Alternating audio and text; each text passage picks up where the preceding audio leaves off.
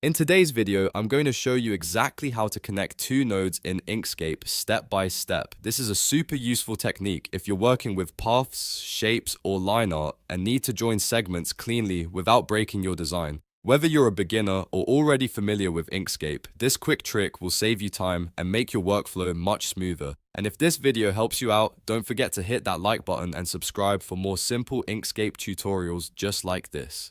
Alright, let's jump right in. First, open your Inkscape project and make sure you have the two paths you want to connect ready on your canvas. These need to be separate paths initially, not already combined. Go ahead and click on the first path, then hold Shift and click on the second path so both are selected at the same time.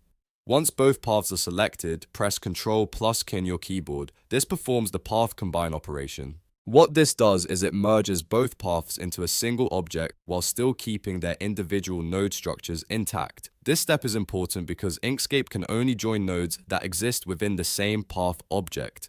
Next, switch to the node tool by pressing the N key on your keyboard or by clicking the node tool icon in the left toolbar. Now you'll be able to see all the nodes that make up your combined path. Locate the two end nodes that you want to connect. These are usually the open ends of each path. Click on the first node, then hold Shift and click on the second node so both nodes are selected. Now look at the top toolbar. You'll see an icon called Join Selected End Nodes with a new segment. Go ahead and click that button. As soon as you do, Inkscape will draw a straight line connecting those two nodes, effectively bridging the gap between your paths. If needed, you can now adjust the shape using the node handles or refine the curve to better fit your design. This gives you full control over how the connection looks, and that's it. You've successfully connected two nodes in Inkscape. It's a simple process once you know where everything is, and it can make a big difference when editing vector paths. If this video helped you, make sure to like and subscribe, and I'll see you in the next tutorial.